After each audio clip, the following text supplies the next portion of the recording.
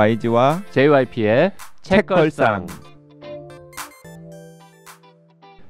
책에 관한 걸쭉하고 상큼한 이야기. 책걸상이 다시 찾아왔습니다. YG 강량구입니다. JYP 박재영입니다. 네. 자, 오늘 벌써 에피소드 10번째 시간입니다. 10번째 시간입니다. 와, 시간 잘 갑니다. 책 6권. 벌써 다룬 게 6권이죠? 아, 6번째. 6번째죠. 그렇죠. 네. 자, 지난 시간에 이어서 오늘도 서울대학교 보건대학원의 조영태 교수님과 함께 정해진 미래에 대해서 이야기 나눠보겠습니다. 교수님, 네, 안녕하세요. 안녕하십니까. 자, 아까 1부에서 우리가 네. 좀 미끼를 던졌었는데 그 얘기부터 좀 해보죠. 아파트 얘기부터 좀 해봅시다. 그럴까요? 네. 이 책 보고 제가 이 부분 보면서 이야, 이렇게까지 차이가 많이 나나 싶었던 부분이 있는데요. 1995년 서울에 한 아파트에 평균 4.9명이 살았답니다. 95년. 네. 그렇게 먼 과거가 아닌 것 같은데도. 근데 2010년에는 2.7명. 야, 불과 15년 만에 2명 이상, 그러니까 거의 반 가까이 네. 확 줄었고, 야, 이거 진짜. 게다가 모든 평수에서 다 그런 비율로 네. 줄었다는 거. 이 정도로 크게 줄어든 줄 몰랐습니다. 네, 한국 사회가 특히 서울이 굉장히 빠르게 가구 원수가 줄어들어가지고요. 지금 작년에 작년이 아니라 재작년이죠. 2015년에 인구 센서스를 했고 그 결과가 작년 말에 발표가 됐는데 그거는 거기에 따르면은 전국으로 평균 가구 원수는 2.5명입니다. 2.54명이고 서울은 그보다 더 작습니다. 그러니까 뭐 엄청 빠르게 줄어들고 있는 거죠. 그러니까 지금 이미 어떻게 됐냐면요. 대세 가구 원수가 몇 명이에요? 라고 질문을 하면 2000년에만 해도 4명이 대세 가구 원수였는데 작년에 대세 가구 원수는 1인 가구로 바뀌었습니다. 그 대세라는 게 그냥 제일 비율이 높다라는 거죠. 빈도가 제일 빈도가 높은. 높은. 1인 가구가 제일 1인 많고. 가구가 제일 많습니다. 그 다음은 2인인가요? 2인 가구입니다. 그 그다음에 다음에 3인 가구. 3인도 아니고. 네, 그 다음에 야. 4인. 그럼 당연히 그냥 1, 2, 3, 4, 5, 6, 7이겠네요. 그러시는 겁니다. 예. 근데 지역에 따라 좀 편차가 있지 않을까요? 물론 그렇습니다. 근데 네. 지금 제가 말씀드린 1, 2, 3, 4 그 순서는 전국 평균입니다. 그러니까 이게 서울이 아니고 서울이 아니고 서울 수도권에 아무래도 사람들이 많이 사니까 그쪽이 가중치가 들어갈 수밖에 없어서 그렇긴 한데 서울 수도권은 더더욱 그렇습니다. 근데 뭐 1인 가구라고 해서 100평짜리 아파트에 살지 말라는 법은 없지만 그래서 제가 어디 가서 이렇게 누가 말씀을 하시면 40평대 아파트를 1인이나 2인이 살 수 있다. 방이 대신에 많으니까 혼자 사시면은 그 고양이 강아지가 많잖아요. 그래서 네. 방 하나는 고양이 방 하나는 강아지 방으로 쓰셔도 된다. 네, 굳이 뭐 그걸 혼자 반드시 큰 평수에 사지 말라는 법은 말씀하신 것처럼 없기 때문에 그러나 그럴 사람은 거의 없죠. 네. 어쨌든 간에 웃기려고 한 말인데 지금 안 웃겼던 거예요. 네. 근데 저는 뭐 돈이 많은 이 1인 가구나 2인 가구들을 위해서 방 숫자를 오히려 줄이더라도 약간 좀 이렇게 거실이 더 크고 방 한 개가 특히 좀 크고 뭐 이런 식으로 그 아파트 구조를 바꾸는 거 이런 게 오히려 필요하지 않을까 싶어요. 그럴 가능성도 있겠네요. 근데 어쨌든 이런 식으로 인구 그 가구당 뭐 인원 숫자가 이렇게 달라지면 인구학적 관점으로 보면 네. 이제 중대형 아파트 대신에 소형 아파트에 투자를 하는 거나 혹은 이제 구입을 하는 게 많다. 맞을 것 같죠. 왜냐면은 일단은 그 3인 4인 가구가 그래도 중대형 아파트 이상을 가야 되는데 3인 4인 가구가 거의 없어지고 있기 때문에 지금 많이 줄고 있어서 특히 10년 뒤에는 더 많이 줄을 거거든요. 그럼 제가 이제 학생들한테도 그런 얘기를 합니다. 우리나라에서 가장 멸종 위기 종을 하나 찾아라. 그러면 그게 4인 가구다. 4인 가구 없어지니까. 네. 근데 우리가 2000년에서 2010년 사이에 4인 가구가 중심이었기 때문에 그때 30평대 이상 아파트들을 다 지어놨습니다. 그게 2025년이 되면 없어지는 게 아니잖아요. 이건 내구재이기 때문에. 그래서 2025년에도 30평대 이상 아파트가 그대로 존재를 하는 거죠. 근데 거기 들어갈 수 있는 사람들은 없어지고, 그래서 중대형 아파트의 수요와 공급 법칙에서 수요가 너무 없어지니까 공급이 과다되고, 그러면 가격은 떨어질 수밖에 없다는 거고요. 사실은 이미 떨어졌어야 되는 게 맞는데 이 아파트가 심리와 그 다음에 정책에 의해서 크게 좌지우지됩니다. 그러니까 이 수요와 공급의 법칙의 시장 원리보다 더 중요한 게 사실은 심리거든요. 그 심리를 좌지우지하는 게 결국엔 정책이고. 근데 그러니까 지난 건 아니죠. 아직은 박근혜 정부 들어서 이전에도 그랬지만 거의 대부분의 정부의 이 아파트 관련 정책들은 소유자 중심의 정책들이 나왔어요. 그러니까 이 세입자 중심이 아니라 소유자 중심으로 돈을 빌려서 더 사라로 갔습니다. 그게 한 게 가장 아주 뭐 그 이 뭐랄까요 뭐 이건 더 이상 그렇게 할 수밖에 없다. 그러니까 더 이상 최고의 좋은 예를 들어라 하는 게 최경환 부총리 들어섰을 때였습니다. 네. 그 당시에 사실은 줄어들어야 될 거를 막 그냥 수혈을 해준 거였거든요. 근데 이게 다음 그분은 정부 건설업자 출신도 아닌데 누구처럼 왜 그렇게 아파트를 많이 중대형으로 지었을까요? 그냥 이제 한국 경제가 이제 너무 이제 경착륙하는 거 어떻게든 네. 막아보려고 하는 뭐 그러니까 그런 거 그분이 아니었을까요? 아파트를 지은 게 아니라 그분이 큰 아파트를 살 때 있었던 여러 가지 규제들이 있었는데 그 규제들을 굉장히 완화해줬죠. 네, 그렇죠. 네. 네. 근데 뭔가 저 큰 아파트 짓는 분들하고 그건 모르겠습니다. 네. 저희는 뭐 어쨌든 건설사들은 네. 중대형 아파트를 팔면은 이문이 많이 남는 건 사실인 그렇죠. 거죠. 맞습니다. 차랑 네. 같은 거잖아요, 결국. 그렇죠. 네. 비싼 차 팔아야 많이 남는 거. 예.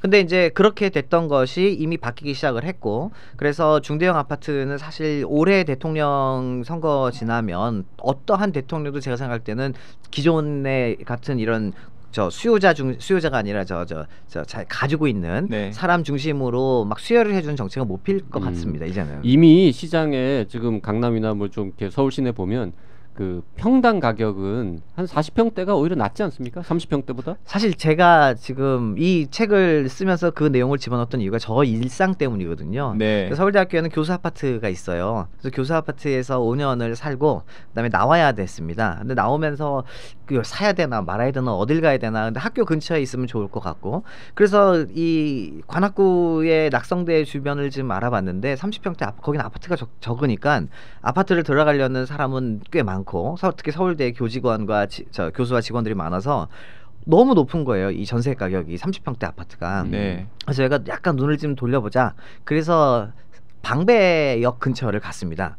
근데 거기는 방배동이니까 서초구라서 더 비싸야 되잖아요. 근데 너무나 놀랍게도 거기는 아파트가 오래돼가지고 재건축을 앞두고 있는 아파트예요. 네. 근데 그 매매가는 비싸도 전세가는 싼 거죠. 전세가 딴 데는 전세가가 80%를 가는데 70% 80%를 가는데 여기는 50%가 안 돼요. 네. 그런데 더더욱 재밌는 거는 저희 집이 지금 방이 4개짜리 아파트입니다.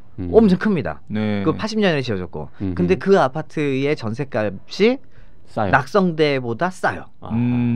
그래서 낙성대의 작은 집보다. 낙성대의 30평대보다 쌉니다. 30평대보다 방 4개짜리 그 당시에 방배동 아파트가. 그 집은 지금 4인 가구죠. 저희 집은 4인 가구인데 뭐 처가 어르신들이 이제 주변에 있으셔가지고 거의 같이 있거든요. 그래서 6명이 막작지껄 하다가 이제 주무실 때만 이제 어쨌든 뭐 주민등록상으로는 4인 가구. 주민등록상으로는 4인 가구죠. 네.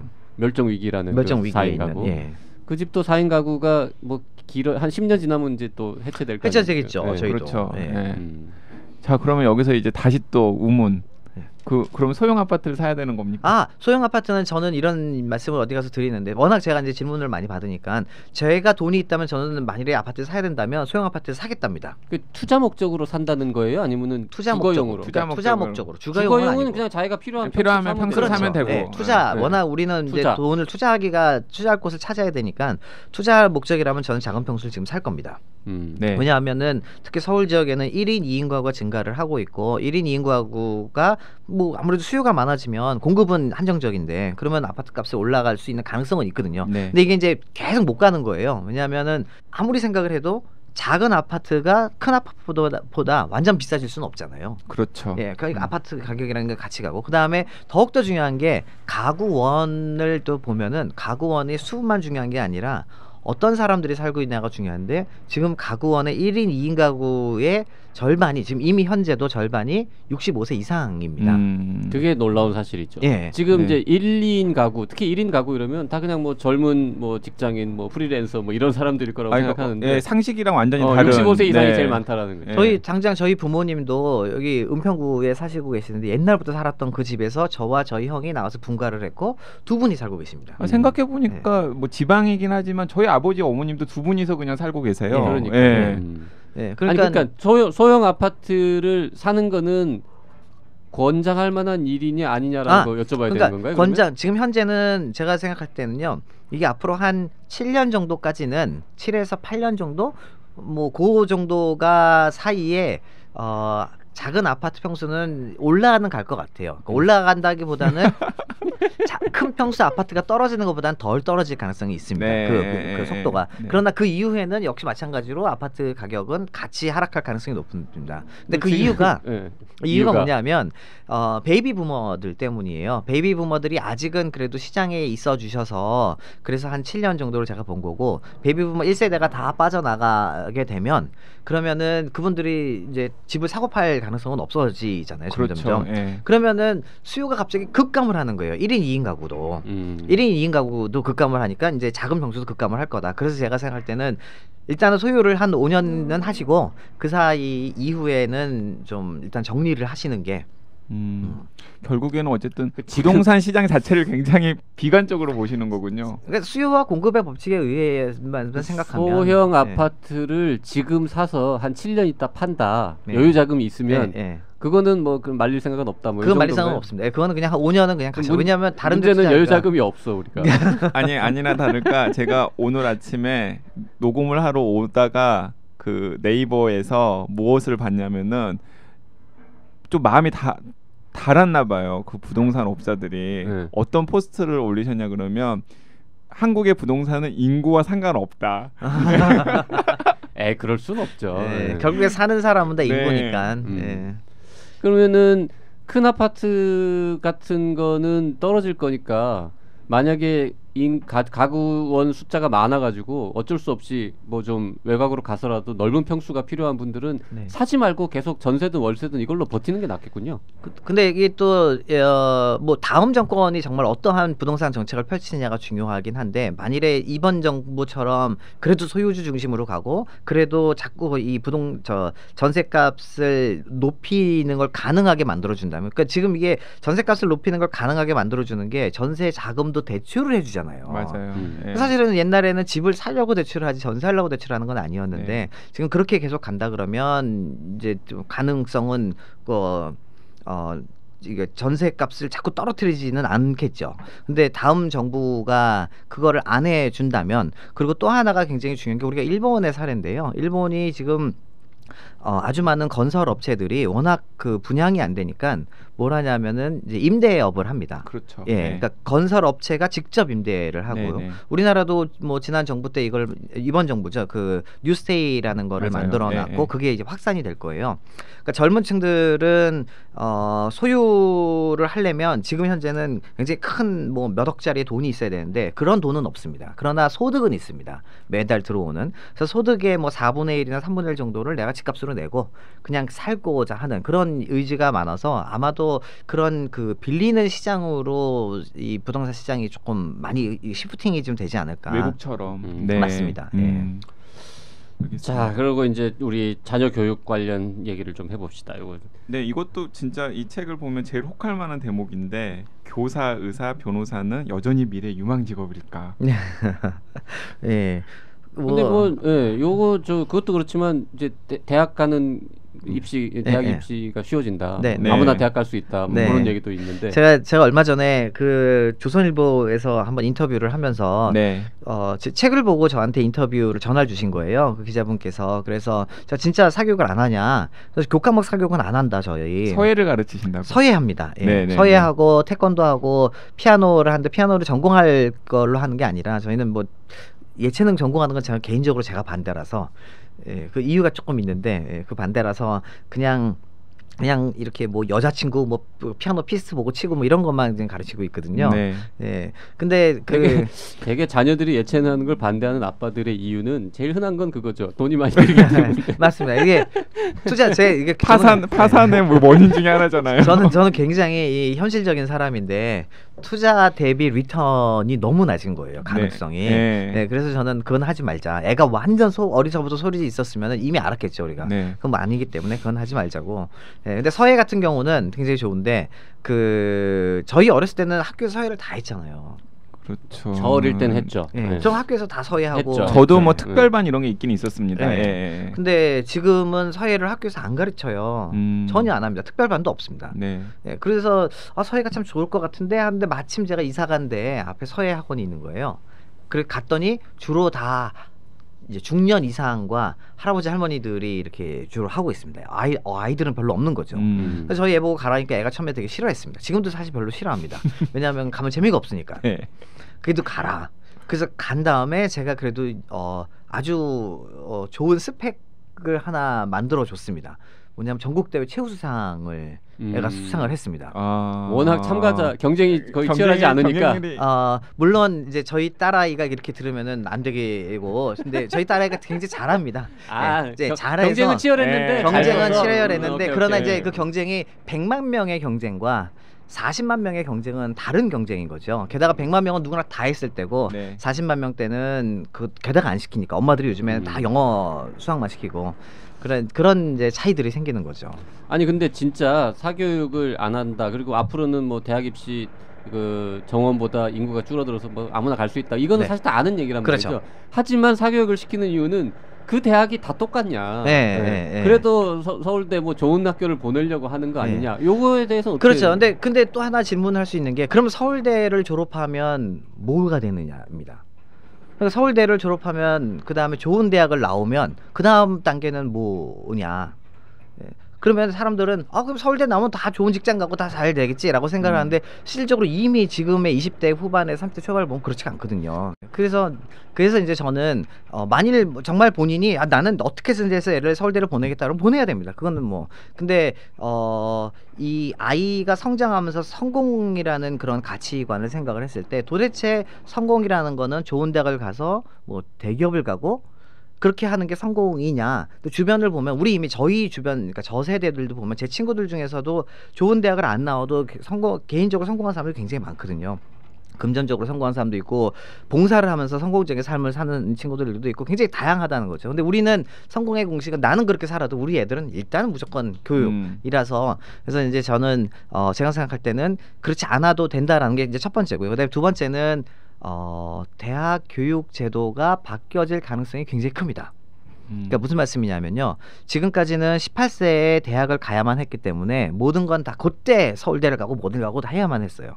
근데 앞으로는 그 대학을 들어갈 아이들의 숫자보다 대학의 자리가 많으면 대학 환경 바뀔 수밖에 없어요. 그렇죠. 예, 그 바뀌는 환경이 뭐가 될 거냐면, 아마도 그 유럽식으로 갈 가능성이 굉장히 일종의 큽니다. 평생교육기관. 그렇습니다. 그래서 대학을 18세에 졸업을 하고 바로 대학을 가는 게 아니라 다른 일을 하다가 그다음에 본인이 필요하면 대학을 가게 되는, 그때는 이제 대학에서 수능을 가지고 뽑을 수는 없는 거죠. 수능 가지고 뽑는 거는 이제 18세용이고 18세들 이제 시험 보게 하는 거고. 근데 지금도 대학원은 좀 그런 면이 좀 있잖아요. 그렇죠. 대학원에서도 좀 성취가 높은 학생들의 경우에는 그 학부에서 그대로 올라온 학생들보다는 뭔가 사회생활을 하다가 필요에 의해서 온 분들이 성취가 더 높은 경우가 훨씬 더 있잖아요. 예. 훨씬 더 공부도 많이 하시고 네. 잘하시고. 네, 저 청취자 여러분께 죄송한 말씀 드려야 될 것 같은데요. 저희 상수동에서 녹음하고 있는데 갑자기 옆에서 지금 건물 공사가 진행 중이라서 너무 없어 보이지 너무 않습니까? 없어 보이네요. 네. 방음 장치가 제대로 되어 있지 않습니다. 아마 저 작은 1인 가구용 원룸 이런 거 개조하는 것 같아요. 여기 연립주택 부수고.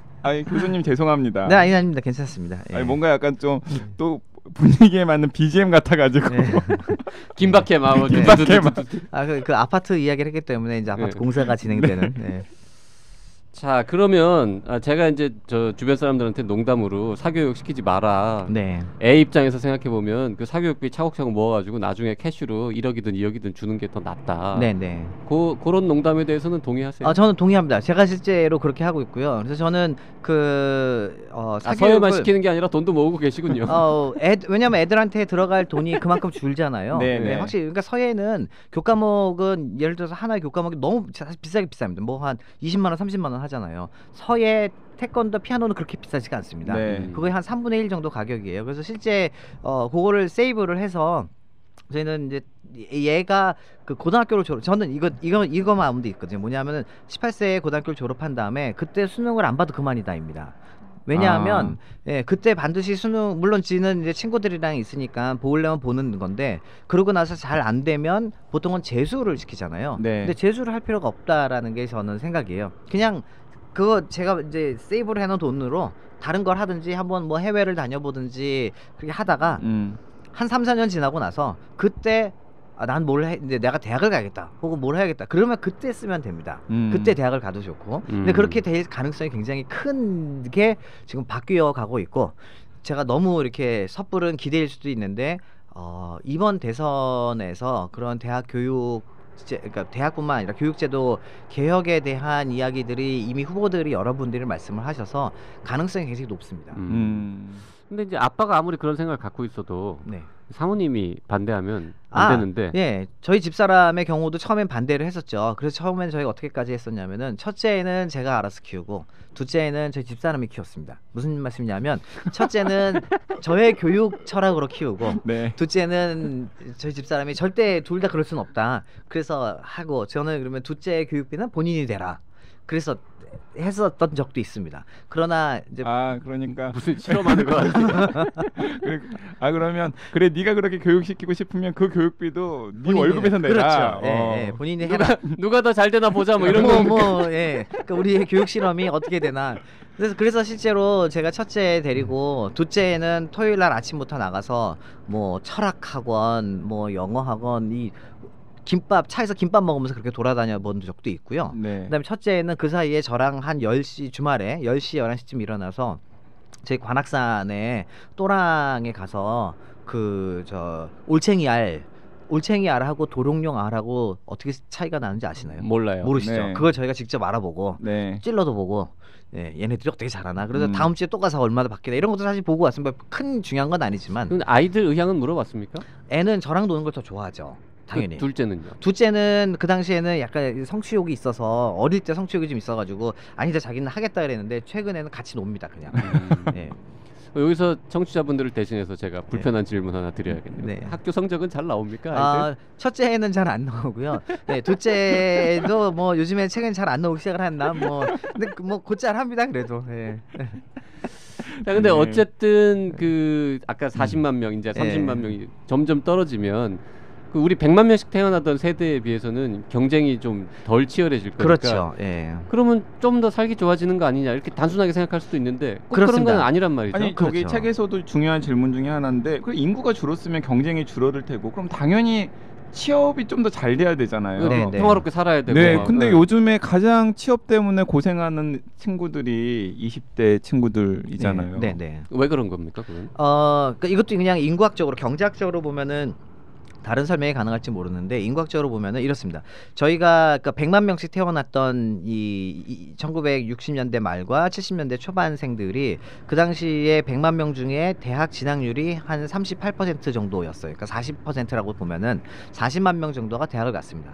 그때 우리나라 경제가 막 좋아질 때였어요. 기업들이 막 해외로 진출하고 막 사람을 그렇죠. 막 뽑을 때였습니다. 심지어 막 성장률 2자릿수도 나오고. 그렇죠. 네, 네, 그래서 네. 저희도 기억나는데 교수님이 어떻게 어느 날 부르시면은 원서를 3장 4장 딱 주시면서 네가 원하는 거 뽑아라 그러십니다. 그럼 눈 감고 딱 뽑으면 그 회사가 제 회사가 되고 막 그랬었거든요. 네. 그 당시에는.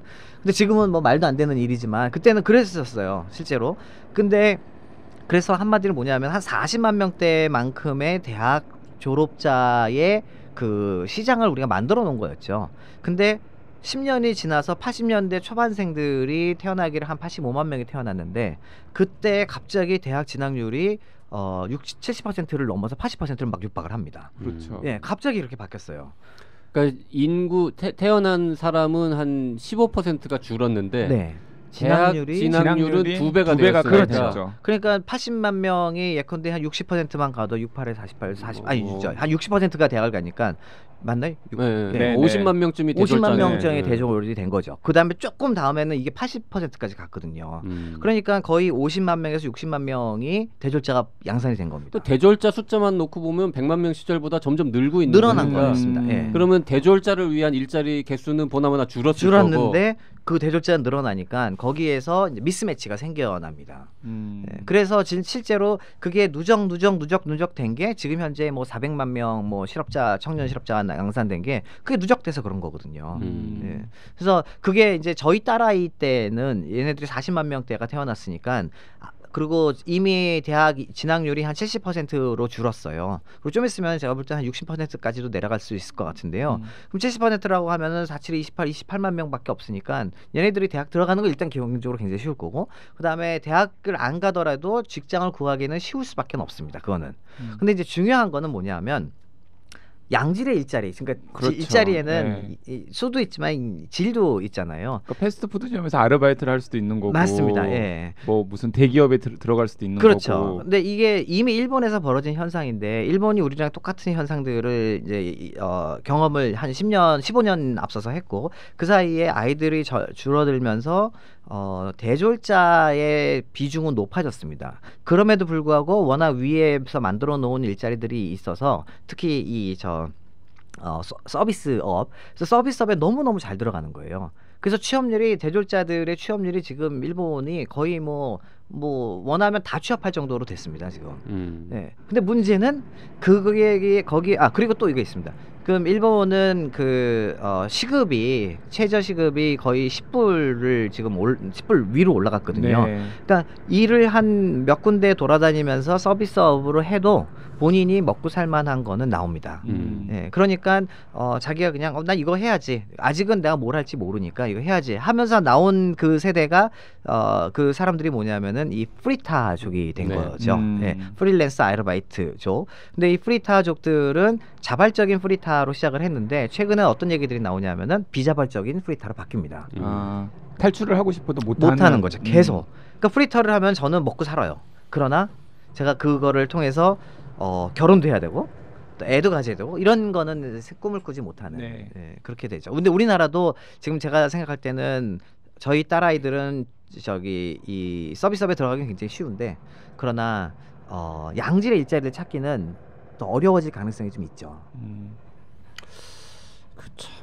그러면 뭐 해외 수출도 많이 하고 우리가 네. 뭐 예를 들어서 하여튼 경기가 막 좋아져가지고 이렇게 뭐 기업이 커지고 막 세계적 기업도 막 늘어나고 이러면은 해결되는 건가요? 그래도? 아무래도 기업들이 그렇게 커지면 좋기는 한데, 문제는 이제 기업이 혁신을 하는 과정에서 사람을 많이 뽑는 것보다는 이 기술 중심으로 바뀌잖아요. 그러니까 아무래도 필요로 한 사람의 숫자는 줄어들게 되고, 그 다음에 제가 이 베트남에 가서도 보니까 베트남 삼성, 네, 삼성만이 아닙니다. 지금 뭐 삼성, LG, 뭐 작은 사람을 많이 필요로 하는 제조업들은 너무나 많이 다 베트남과 중국에 다 나가 있잖아요. 그래서 이 사람들 그 제조업이 우리나라에 있었을 거가 다 나갔기 때문에, 사실은 여기 우리나라에서 그런 서비스업 말고 이제 들어가고 할 수 있는 길이 점점 줄어들 가능성이 되는 거죠. 박근혜 대통령이 해법을 제시하셨잖아요. 중동으로 가라고. 그건 어떻게 생각하세요? 저는 사실 저희 학생들한테도 외국으로 가자라는 거는 저도 이야기를 합니다. 그러니까 우리의 근데 제 학생들이 박사를 마치면 교수를 하고 싶어 하는데, 교수 자리가 좀 줄어들 거 아니에요. 그러면은 자리가 없으면 해외에 나가서라도 하자라는 겁니다. 근데 이제 문제는 뭐냐면, 중동으로 가라는 것도 뭐 좋아요. 근데 중동에 가면, 우리나라에서도 리스크가 만약 100이면 중동을 가면은 청년이 감내할 리스크는 아마 200이 될 수도 있어요. 네. 언어도 몰라요, 뭐 문화도 몰라요. 근데 그거를 우리나라에서 100이라면 중동으로 가게 만들려면 그 리스크가 더 적게 만들어줘야 됩니다. 그러니까 정부가 나서가지고 그 리스크를 최대한 줄여준 상태에서, 네. 채널을 만들어줘야 돼요. 나갈 수 있는 채널을 만들어주고 나서 나가라 그래야지, 이거 그냥 뭐 젊은이들이야 중동 가라, 그러니까 메르스 나가지고 그 다음에 사실 그 교수님께서 그 베트남에 좀 신경을 쓰시는 게 공익적인 목적도 있지만, 예. 아까 정해진 미래가 베트남이라고 하셨던 네. 것에서도 알 수 있듯이 뭐 노후 보장 플러스 자녀들의 진로에도 도움이 되지 않을까 하는 생각도 있으시다고. 아빠 카드 뭐 이런 얘기를 맞습니다. 하셨는데. 예. 근데 저는 사실은 어쨌든 저는 뭐 이 교육자이고, 실제 뭐 서울대학교에서 제가 제일 고민하는 부분이 뭐냐면, 그러니까 개인 교수로서 제가 제일 고민하는 부분은 저희 학생들이 잘 되길 바랍니다. 정말로. 당연하죠. 예, 특히 저는 박사를 들어온 학생들은 놀면 안 돼요. 그게 박사까지 왔다는 얘기는 엄청나게 사회적으로, 가정적으로, 개인적으로 투자를 해준 건데, 그거에 대한 결과가 그냥 학교에 뭐 6, 7년 남아 있으면서 한 달에 뭐 150만 원 받아가면서 이렇게 살 수는 없는 거거든요. 네. 그래서 저는 이 친구들을 위해서 뭔가를 마련해 줬으면 좋겠다는 생각이 굉장히 크고요. 그런 와중에 베트남 가서 제가 느꼈던 게 뭐였냐면은 베트남이 우리나라처럼 교육을 굉장히 강조를 해요. 네. 그리고 자녀에게 제일 그러니까 자기가 돈 벌어서 제일 하고 싶은 거는 자녀 교육. 그다음에 그래서 해외로 유학을 많이 보내놓습니다. 지금 돈이 있거나 혹은 뭐 국장님급 이상의 고위 공직자들은. 근데 제가 물어봤습니다.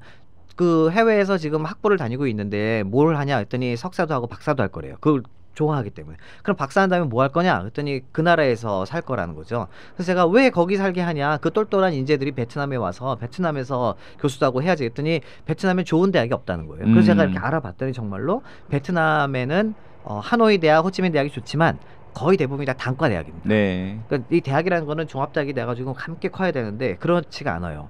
그래서 와도 별로 교수로서 뭐 하기가 좀 뭐 별로다. 그래서 자기네 아이들이 그냥 베트남이 아니라 해외에 있기를 원하더라고요. 그래서 제가 내드린 해법이 뭐냐면 우리가 최고의 대학을 만들어서 거기 당신 자녀들을 교수로 만들면 되는 거 아니냐 했더니 그러면 좋지만 그걸 어떻게 하느냐. 그래서 제가 그러면 저희 학생들도 좋고 그쪽도 좋은 게 우리 그 동남아시아에서 최고의 대학을 베트남에 만들자. 근데 이거를 갑자기 0에서 만들 수는 없잖아요. 서울대학교에서 인큐베이팅을 하겠다. 그 서울대학교의 하노이 캠퍼스를 만들자라는 게 저의 지금 10년 원대한 꿈. 네. 참 해외 진출은 뭔가 하긴 해야겠는데 네. 저도 이제 그냥 막연히 뭔가 우리 젊은이들이 뭐 영어 좀 해가지고 뭐 이게 많이 나갔으면 좋겠다라는 생각만 했는데 여기 이제 책에 이런 부분 나와요. 이제 박근혜 대통령 얘기했지만 2015년에 대통령이 청년 유여 중동으로 가라 이렇게 얘기를 했는데 이 책에 이렇게 써놨어요. 이게 시스템을 만들지 않은 채 그저 중동이 잘 살고 기회가 많아 보이니 중동으로 가라고 말만 했다는 게 문제다라고 하면서 이 말도 뭐 누가 시켰는지도 모르겠지만 네. 어쨌든 말만 했다는 게 문제다라고 하면서 박정희 대통령 시절에 이 독일에 광부 간호사 보낼 때 시절 얘기를 잠깐 했어요. 네네. 근데 이때는 그냥 가세요라고 한 게 아니라 정부가 뭔가 시스템을 만들었더라고요. 그렇죠. 네. 네. 거기 가서 살 집도 마련해 그렇죠. 놓고 그리고 또 거기서 번 돈을 국내로 어떻게 안정적으로 송금할 수 있을지에 대한 것도 만들어 놓고 국가 간 협정 같은 거가 그렇죠. 있었다라는 거잖아요. 네. 그러니까 우리는 따님은 그냥 중동에 거의 뭐 괜찮은 것 같은데 한번 가지 그래 이렇게 이제 네가 알아서 가세요라고 한 게 문제라는 지적을 그렇죠. 이제 그리고 중동 가보면 안 괜찮아요. 김영재 원장한테 좋을 수도 있을 거예요. 저는 안 가봐가지고 중동은. 네. 그 아까 잠깐 일부에서 얘기했었는데 그 58년 개띠와 70년 개띠 사이에 네. 일종의 이것도 세대 갈등 그렇죠. 이런 세대 거고 갈등입니다. 그 네. 와중에 진짜 피해는 더 어린 친구들이 본다. 그렇죠. 네. 그 부분 조금 그러니까 이건 겁니다. 이 58년 개띠가 베이비 부머 1세대고요. 네. 70년 개띠는 베이비 부머 2세대입니다. 숫자는 물론 70년 개띠가 더 많지만 그래도 JYP가 70년 아닌가요? 제가 그렇죠. 빠른 70이죠. 네. 그 크기가 비슷하다고 생각을 하면 베이비 부머 1세대가 지금 은퇴를 앞두고 해놓으시는 노동시장에서 만들어 놓고 있는 일들이 뭐냐면 58세 정년을 60세로 올렸고요. 네. 그다음에 임금 피크제를 만들어 맞아요. 놨습니다. 근데 그래도 모자란 거예요. 그러다 보니까 이제 좀 있으면 62세까지 정년을 연장하자는 얘기가 나올 거라는 거죠. 그 실제로 일본이 그걸 했기 때문에 우리는 따라가기가 굉장히 좋습니다. 정치인들은 뭐 그 얘기하면 아마 다들 글로 갈 거니까. 그런데 이분들은 은퇴를 일단 하셔야 됩니다. 62세건 언제건. 왜 은퇴를 하셔야 되냐면 밑에 쫓아오는 베이비 부머 2세대가 너무 많아요. 크기가. 그 저희는 베이비 부머 1세대가 위에서 끄지럭 있는 거를 싫어합니다. 빨리 나가셔야 됩니다. 그래서 쫓아낼 겁니다. 그럼 베이비 부머 2세대인 70년 개띠는 뭘 할 거냐? 정년을 없앱니다. 더 늘리는 게 아니라 아예 없앱니다. 근데 없애도 될 수 있는 게 그 밑에 쫓아오는 연령대들이 인구가 작아서 윗세대가 확 가져 나가는 게 이 사람들한테 더 큰 사회적인 부담이 자기 개인적인 부담이 돼서 윗세대가 있어줘야 됩니다. 그리고 어차피 지금 오래 살 거고 이게 무슨 사회보장 제도가 약해가지고 은퇴하고 싶어도 일자리만 있으면 더 일해야 되는 게 베이비붐 2세대이기도 하잖아요. 그렇습니다. 아니 그리고 왜냐하면 그리고 지금 어쨌든 간에 사실은 그런 건 있습니다. 왜냐하면 은퇴 연령 대비 남은 기간이 너무 길잖아요. 그렇죠. 지금 제가 생각할 때는 저는 제가 이렇게 계산을 좀 해보니까 못 살아도 제가 92세까지 살겠더라고요. 네. 예. 저희 연령대는 다 그 정도 살 거라는 거죠. 그러면은 제 65세 교수는 65세 은퇴인데 92세까지 30년을 어떻게 삽니까? 30년을 물론 이건 있어요. 연금을 저는 사학연금을 냈는데 사학연금이 그대로 유지가 잘 되면 저는 매달 한 달에 한 한 적지 않은 돈을 받게 됩니다. 한 네. 지금 은퇴를 하면 제가 60이 돼서 지금 은퇴하면 한 430만 원 받을 거예요. 네. 죽을 때까지. 나쁘지 않습니다. 제 네. 지금 실 지급액이랑 비슷합니다. 하지만 그 연금 액수도 떨어질 수 있어요. 떨어질 가능성이 그것도 이제 떨어지고 변수이죠. 다 하기 때문에 저는 이 은퇴라는 걸 없애고 계속 노동시장에 남아 있으려고 한다는 거죠. 그런데 그걸 제일 싫어할 사람이 누구냐? 바로 70년 아니 58년 개띠입니다. 왜냐하면 58년 개띠가 이렇게 보면서 아니 니들은 왜 남아있고 나는 내보내냐, 나도 너랑 똑같이 할 수 있는데 생각을 해줄 수 있다는 거죠. 그렇죠. 예. 그러면 이제 거기서 갈등이 생겨나기 시작합니다. 특히 사실 이미 아까도 잠깐 얘기했지만 의사나 변호사들은 정년이 사실상 없잖아요. 그래서 생기는 문제들이 또 있잖아요. 분명히. 그렇죠. 예. 그렇죠. 의사랑 네. 변호사는 없죠. 그러니까 그런 일들이 이제 전 직종으로 확대될 가능성이 있다라는 예. 거죠. 그럼 그 사이에서 청년들이 들어가기가, 그러니까 노동시장이라는 거는 이렇게 파이프처럼 쭉 나가고 들어가고 그래야 되는데 위에서 안 나가고 탁 클로그를 해주면 막아주면 밑에서 들어가긴 점점 힘들어집니다. 아니 그리고, 연말에 이제 제가 방금 말씀하신 거랑 관련된 재밌는 에피소드가 있었는데 저는 이제 58년들을 40대 후반때부터 쭉 봤잖아요. 이제 기자 선배들. 네네.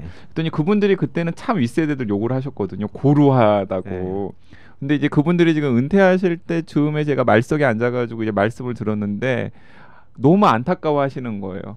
이제 한 60 정도가 되어야 이제 세상을 보는 통찰이나 이런 게 생기는데 진짜 제대로 된 기사를 쓸 수 있을 것 같은데 나가야 된다고. 우리도 60대면 그 말 할 거예요. 아 그럴까요?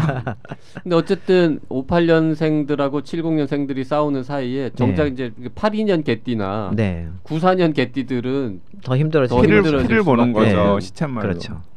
그래서 사실은 이미 대기업들도 보니까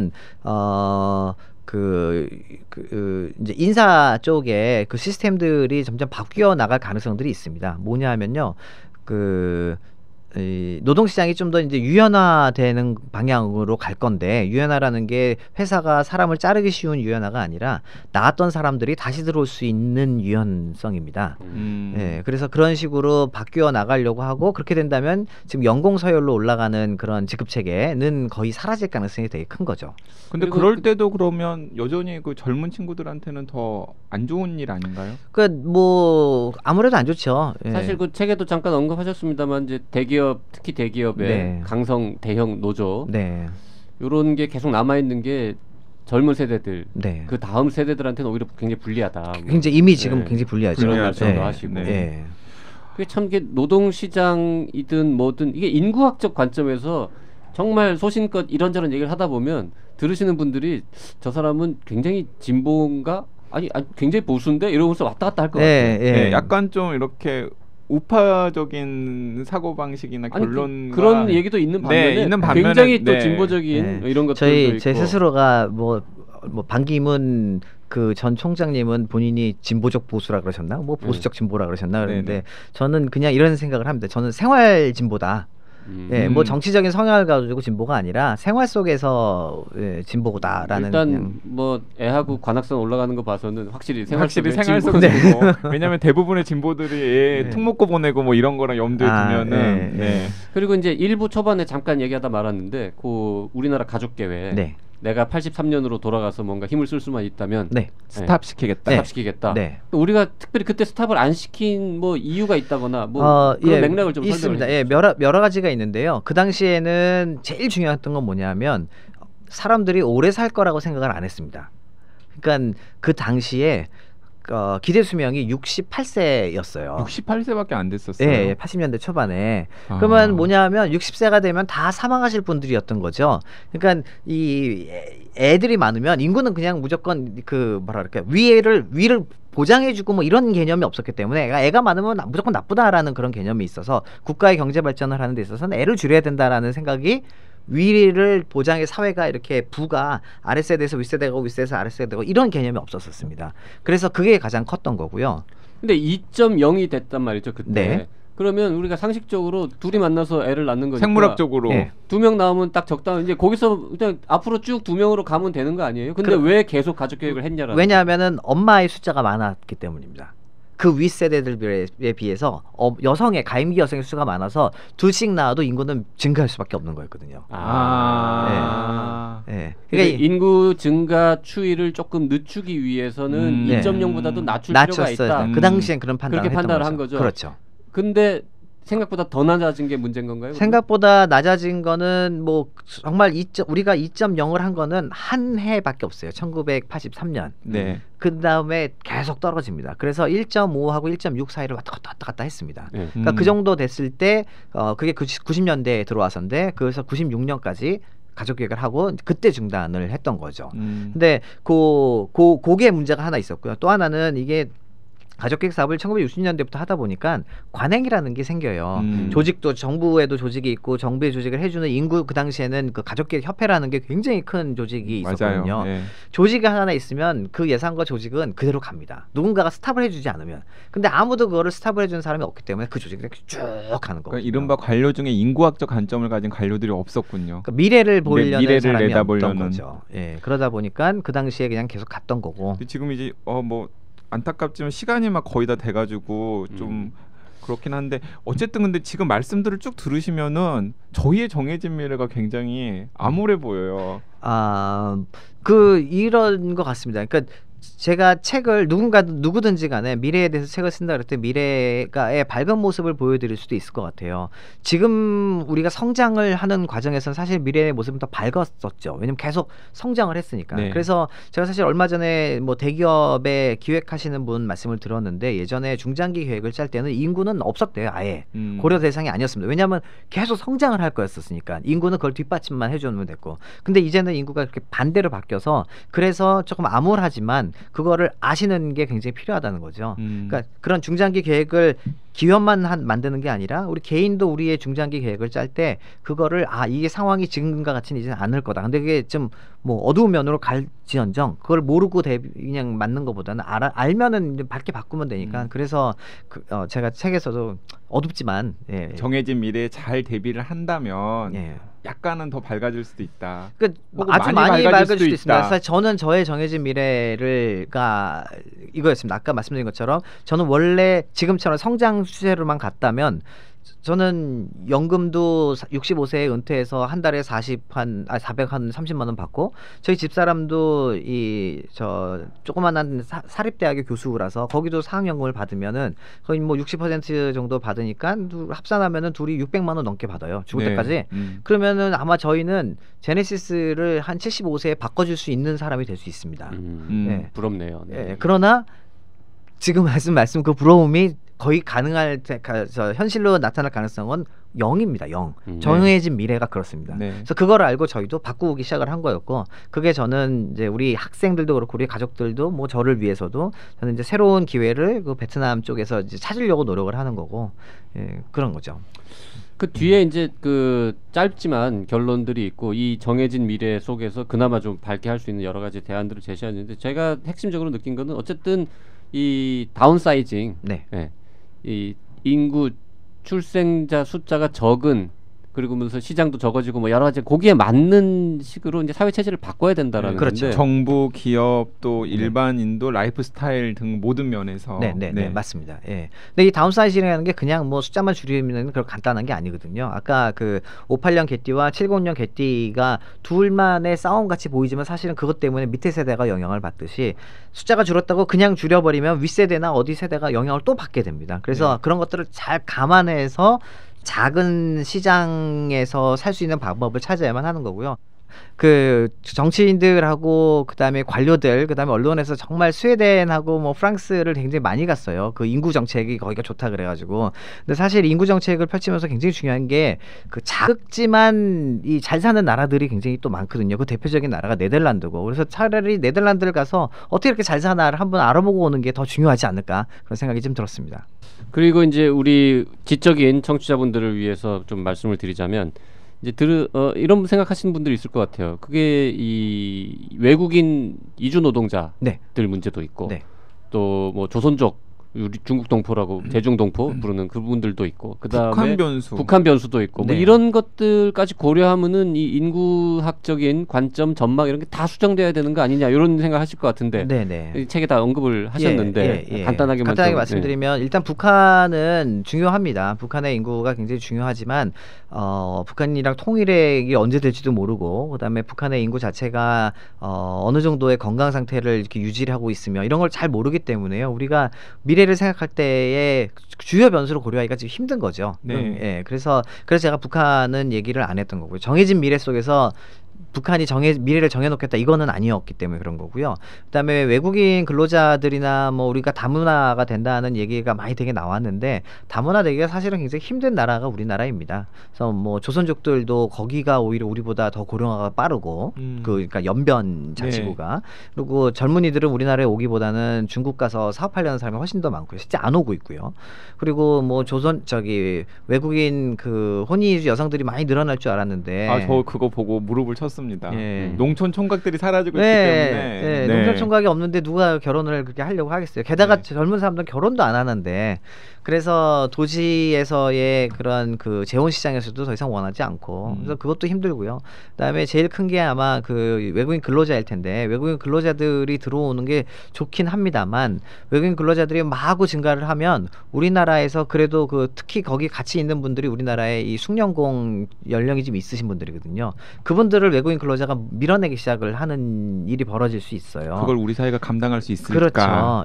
그런 게 있고 그다음에 또 우리가 외국인 근로자들이 그렇게 해서 늘어나서 그러려면 가족들이랑 같이 와서 살게 해줘야 되잖아요.